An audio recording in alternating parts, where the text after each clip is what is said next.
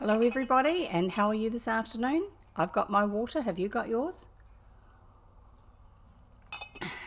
And are you ready? Get comfortable. It'll only be a short read today, because I have to go to a committee meeting about looking after donkeys, I think. So here we go. Unlock the iPad. The Wind in the Willows by Kenneth Grahame, and we are reading chapter, who remembers what chapter it is? It's chapter 7, because we finished on chapter 6 last week, and this chapter is called The Piper at the Gates of Dawn. The willow wren was twittering his thin little song, hidden himself in the dark selvage of the riverbank. Though it was past 10 o'clock at night, the skies still clung to and retained some lingering skirts of light from the departed day, and the sullen heats of the torrid afternoon broke up and rolled away at the dispersing touch of the cool fingers of the short midsummer night.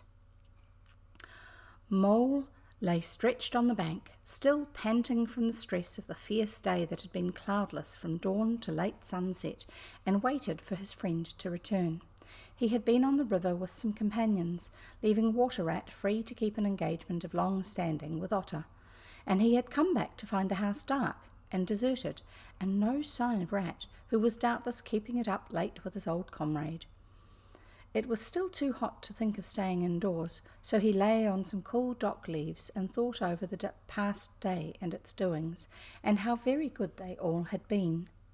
The rat's light footfall was presently heard approaching over the parched grass. "Oh, the blessed coolness," he said, and sat down, gazing thoughtfully into the river, silent and preoccupied. "You stayed to supper, of course," said the mole presently. "Simply had to," said the rat. "They wouldn't hear of my going before. You know how kind they always are. And they made things as jolly for me as ever they could, right up to the moment I left. But I felt a brute all the time, as it was clear to me that they were very unhappy, though they tried to hide it. Mole, I'm afraid they're in trouble. Little Portly is missing again, and you know what a lot his father thinks of him, though he never says much about it." "What, that child?" said Mole lightly. "Well, suppose he is. Why worry about it? He's always straying off and getting lost and turning up again. He's so adventurous. But no harm ever happens to him. Everybody hereabouts knows him and likes him, just as they do old Otter, and you may be sure some animal or other will come across him and bring him back again all right. Why, we've found him ourselves miles from home, and quite self-possessed and cheerful." Excuse me. "Yes, but this time it's more dangerous." "No, it's more serious," said the rat gravely. "He's been missing for some days now, and the otters have hunted everywhere, high and low, without finding the slightest trace. And they've asked every animal too for miles around, and no one knows anything about him. Otter's evidently more anxious than he'll admit. I got out of him that young Portly hasn't learnt to swim very well yet, and I can see he's thinking of the weir. There's a lot of water coming down still, considering the time of year, and the place always has had a fascination for the child. And then there are, well, traps and things, you know. Otter's not a fellow to be nervous about any son of his before it's time, and now he is nervous. When I left, he came out with me, said he wanted some air, and talked about stretching his legs. But I could see it wasn't that, so I drew him out and pumped him and got it all from him at last. He was going to spend the night watching by the ford, you know, the place where the old ford used to be, in bygone days before they built the bridge. A ford is a dip in the road that crosses a river at the point where the river is fairly shallow, so you can drive or ride through it with a horse and cart. But there's still water flowing across it usually." "I know it well," said the mole, "but why should Otter choose to watch there?" "Well, it seems that it was there he gave Portly his first swimming lesson," continued the rat, "from that shallow gravelly spit near the bank. And it was there he used to teach him fishing, and there young Portly caught his first fish, of which he was so very proud. The child loved the spot, and Otter thinks that if he came wandering back from wherever he is—" "Hello, Lemon, how are you?" "If the child came wandering back from wherever he is, If he is anywhere by this time, poor little chap, he might make for the ford he was so fond of, or if he came across it, he'd remember it well and stop there and play, perhaps. So Otter goes there every night and watches, on the chance, you know, just on the chance."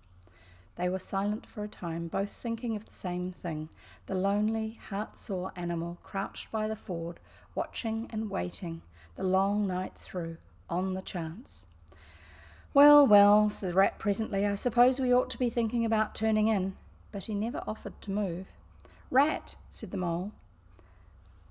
No, I'm going to say hi to Son of Jev as well as Lemon and anyone else who's there who hasn't said hi in the chat. If you have followed me on Twitch, you can comment in the chat. If you haven't followed me, then I'm sorry you can't actually take part in the chat. But you can chat with the others there if you've followed me. They'll talk to you as well as me reading. Anyway, so back to the story. Rat never offered to move. "Rat," said the mole, "I simply can't go and turn in and go to sleep and do nothing, even though there doesn't seem to be anything to be done. We'll get the boat out and paddle upstream. The moon will be up in an hour or so, and then we will search as well as we can. Anyhow, it will be better than going to bed and doing nothing." "Just what I was thinking myself," said the rat. "It's not the sort of night for bed anyhow, and daybreak is not so very far off, and then we may pick up some news of him from early risers as we go along." They got the boat out, and the rat took the sculls, paddling with caution. Out in mid-stream there was a clear, narrow track that was faintly reflected in the sky. But wherever shadows fell on the water, from bank, bush or tree, they were as solid to all appearance as the banks themselves, and the mole had to steer with judgment accordingly. Dark and deserted as it was, the night was full of small noises, song and chatter and rustling, telling of the busy little population who were up and about, plying their trades and vocations through the night till sunshine should fall on them at last and send them off to their well-earned repose. The water's own noises, too, were more apparent than by day, its gurglings and cloops, more unexpected and near at hand, and then constantly they started at what seemed a sudden clear call from an actual articulate voice.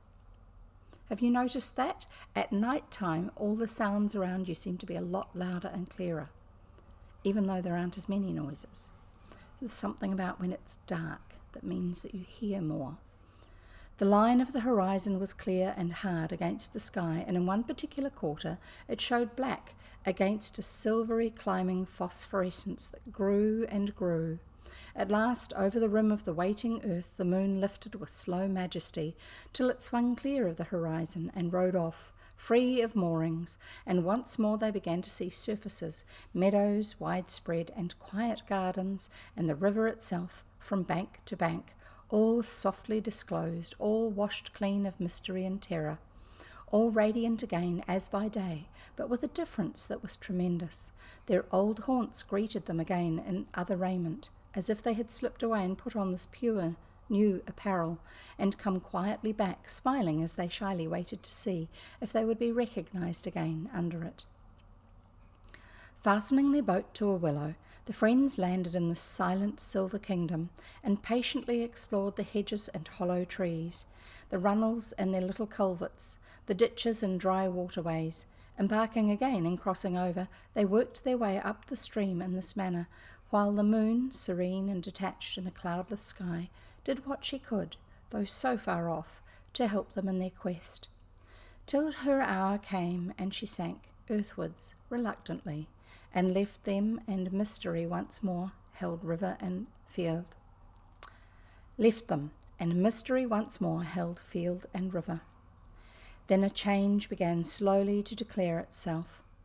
The horizon became clearer, field and tree came more into sight, and somehow with a different look. The mystery began to drop away from them. A bird piped silently and was still, and a light breeze sprang up and set the reeds and bulrushes rustling. Rat, who was in the stern of the boat, while Mole sculled, sat up silently and listened with a passionate intentness. Mole, who with gentle strokes was just keeping the boat moving while he scanned the banks with care, looked at him with curiosity. "It's gone," sighed the rat, sinking back into his seat again. "So beautiful and strange and new. Since it was to end so soon, I almost wish I had never heard it. For it has roused a longing in me that is pain, and nothing seems worthwhile but just to hear that sound once more, and go on listening to it forever. No, there it is, again," he cried, alert once more. Entranced, he was silent for a long space, spellbound. "Now it passes on, and I begin to lose it," he said presently. "Oh, Mole, the beauty of it, the merry bubble and joy, the thin, clear, happy call of the distant piping. Such music I never dreamed of, and the call in it is stronger even than the music is sweet. Row on, Mole, row, for the music and the call must be for us." The Mole, greatly wondering, obeyed. "I hear nothing myself," he said, "but the wind playing in the reeds and the rushes and osiers." I think they're a type of reeds and rushes, a specialised one. The rat never answered, if indeed he heard. Rapt, transported, trembling, he was possessed in all his senses by this new divine thing that caught up his helpless soul and swung and dandled it, a powerless but happy infant in a strong, sustaining grasp. In silence, Mole rowed steadily, and soon they came to a point where the river divided, a long backwater branching off to one side. With a slight movement of his head, Rat, who had long dropped the rudder lines, that's for steering the boat, directed the rower to take the backwater. The creeping tide of light gained and gained, and now they could see the colour of the flowers that gemmed the water's edge. "Clearer and nearer still," cried the rat joyously. "Now you must surely hear it. Ah, at last, I see you do." Breathless and transfixed, the Mole stopped rowing, as the liquid run of that glad piping broke on him like a wave, caught him up and possessed him utterly. He saw the tears on his comrade's cheeks and bowed his head and understood. For a space they hung there, brushed by the purple loosestrife that fringed the bank, then the clear, imperious summons that marched hand in hand with the intoxicating melody imposed its will on Mole, and mechanically he bent to his oars again. And the light grew steadily stronger, but no birds sang as they were wont to do at the approach of dawn, and but for the heavenly music, all was marvellously still. On either side of them, as they glided onwards, the rich meadow grass seemed that morning of a freshness and a greenness unsurpassable.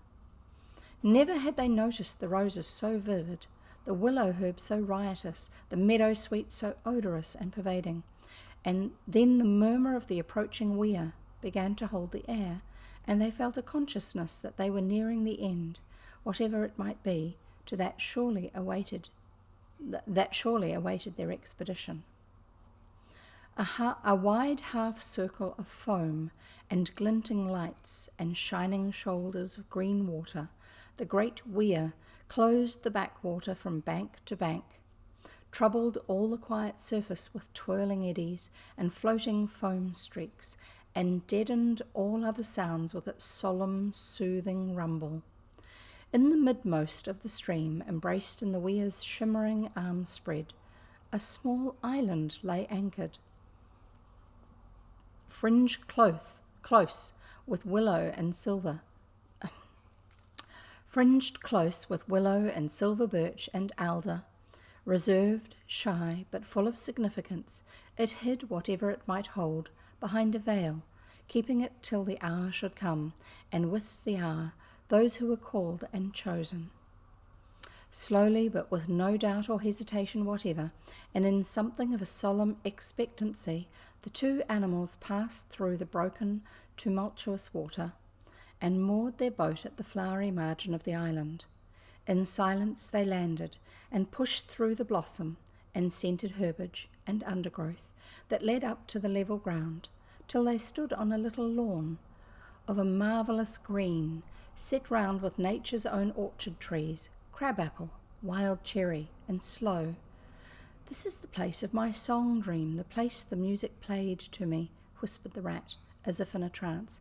"Here, in this holy place, here, if anywhere, surely we shall find him."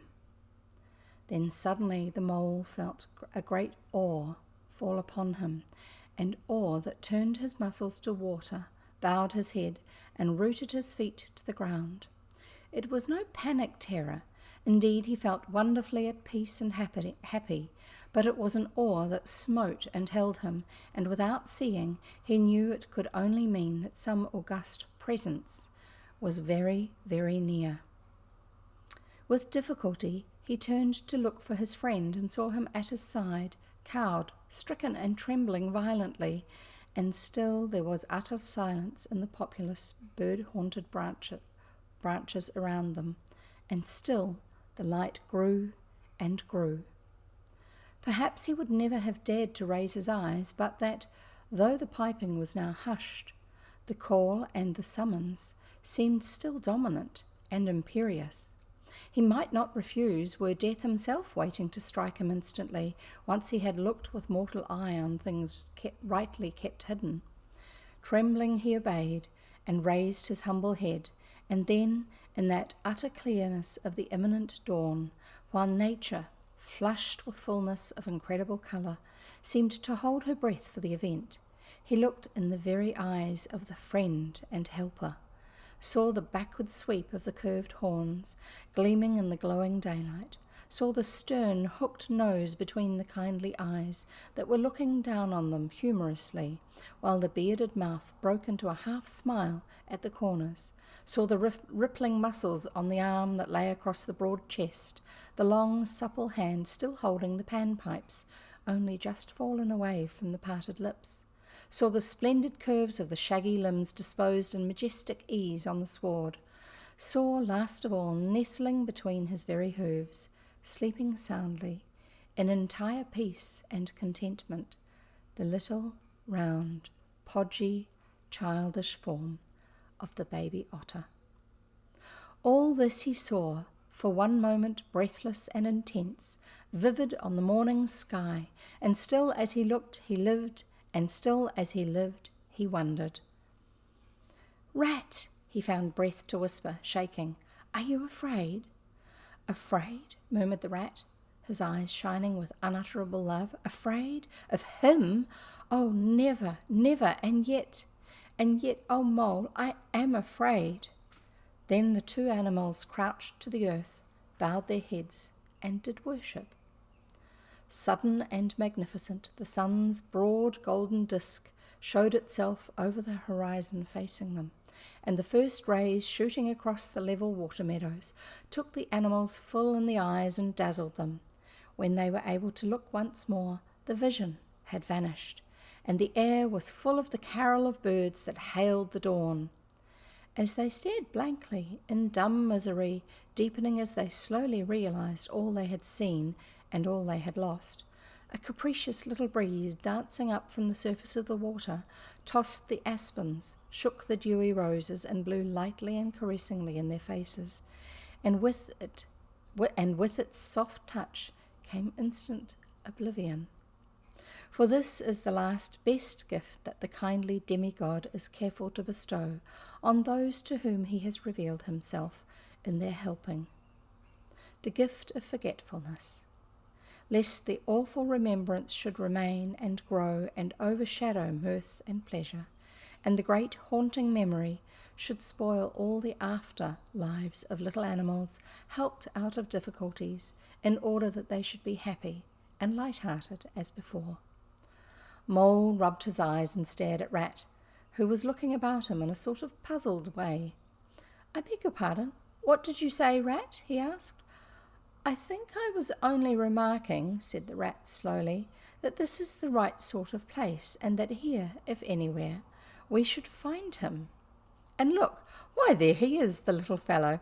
And with a cry of delight he ran forwards towards the slumbering Portly, but Mole stood still a moment, held in thought, as one wakened suddenly from a beautiful dream who struggles to recall it, and can recapture nothing but a dim sense of the beauty of it. The beauty. till that too fades away in its turn, and the dreamer bitterly accepts the hard, cold waking and all its penalties. So Mole, after struggling with his memory for a brief space, shook his head sadly and followed the rat. Portly woke up with a joyous squeak and wriggled with pleasure at the sight of his father's friends, who had played with him so often in past days. In a moment, however, his face grew blank, and he fell to hunting round in a circle with pleading whine. As a child that has fallen happily asleep in its nurse's arms and wakes to find itself alone and laid in a strange place, and searches corners and cupboards and runs from room to room, despair growing silently in its heart, even so Portly searched the island and searched, dogged and unwearying, till at last the black moment came for giving it up and sitting down and crying bitterly. The Mole ran quickly to comfort the little animal, but Rat, lingering, looked long and doubtful at certain hoof marks deep in the sward, that's the grass. Some great animal has been here, he murmured slowly and thoughtfully, and stood musing, his mind strangely stirred. Come along, Rat, called the Mole. Think of poor Otter waiting up there by the ford. Portly had soon been comforted by the promise of a treat, a jaunt on the river in Mr. Rat's real boat, and the two animals conducted him to the water's side, placed him securely between them in the bottom of the boat, and paddled off down the backwater. The sun was fully up by now and hot on them. The birds sang lustily and without restraint, and flowers smiled and nodded from either bank, but somehow, so thought the animals, with less of richness and blaze of colour than they seemed to remember seeing quite recently somewhere. They wondered where. The main river reached again, they turned the boat's head upstream towards the point where they knew their friend was keeping his lonely vigil. As they drew near the familiar ford, the Mole took the boat in to the bank, and they lifted Portly out and set him on his legs on the towpath, gave him his marching orders and a friendly farewell pat on the back, and shoved out into midstream. They watched the little animal as he waddled along the path contentedly and with importance, watched him till they saw his muzzle suddenly lift and his waddle break into a clumsy amble as he quickened his pace with shrill whines and wriggles of recognition. Looking up the river, they could see Otter start up, tense and rigid, from out of the shallows where he crouched in dumb patience, and could hear his amazed and joyous bark as he bounded up through the osiers onto the path. Then the Mole, with a strong pull on one oar, swung the boat round and let the full stream bear them down again, whither it would, their quest now happily ended. I feel strangely tired, Rat, said the Mole, leaning wearily over his oars as the boat drifted. It's being up all night, you'll say, perhaps, but that's nothing. We do as much half the nights of the week as at this time of year. No, I feel as if I had been through something very exciting and rather terrible, and it was just over, and yet nothing particular has happened. Or something very surprising and splendid and beautiful, murmured the Rat, leaning back and closing his eyes. I feel just as you do, Mole, simply dead tired, though not body tired. It's lucky we've got the stream with us to take us home. Isn't it jolly to feel the sun again, soaking into one's bones, and hark to the wind playing in the reeds? It's like music, far away music, said the Mole, nodding drowsily. So I was thinking, murmured the Rat, dreaming and languid. Dance music, the lilting sort that runs on without a stop, but with words in it too. It passes into words and out of them again. I catch them at intervals. Then it is dance music once more, then nothing but the reeds' soft, thin whispering. You hear better than I, said the Mole sadly. I cannot catch the words.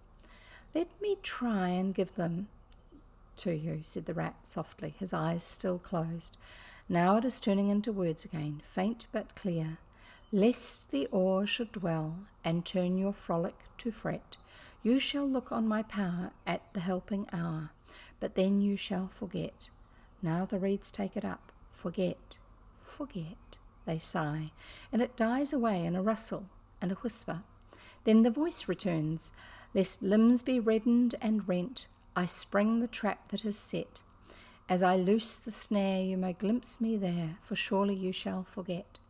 Row nearer, mole, nearer to the reeds. It's hard to catch and grows each minute fainter. Help and healer I cheer, small waifs in the woodland wet. Strays I find in it, wounds I bind in it, bidding them all forget. Nearer, mole, nearer. No, it's no good. The song has died away into reed talk. But what do the words mean? Asked the wondering mole. That I do not know, said the rat simply. I passed them on to you as they reached me. Ah, now they return again, and this time full and clear. This time, at last, it is the real, the unmistakable thing, simple, passionate, perfect. Well, let's have it then, said the mole, after he had waited patiently for a few minutes, half dozing in the hot sun. But no answer came. He looked and understood the silence. With a smile of much happiness on his face, and something of a listening look still lingering there, the weary rat was fast asleep. And that's the end of the chapter, of chapter 7. And next time we shall have chapter 8, because I have to pack up to go to a meeting. Chapter 8 next time is called Toad's Adventures. So I wonder what that one's all about. If you've heard the story before, you might already know. Now's your time to grab your drink of water, because that's what we do between chapters, but that's what we can do at the end of a chapter too. Even if we aren't reading another chapter. And how is everybody? And I'm just going to go and have a look at what people are saying in the chat. Oh, there's Mags. Yes, hi Mags. I hope you were able to enjoy it as well.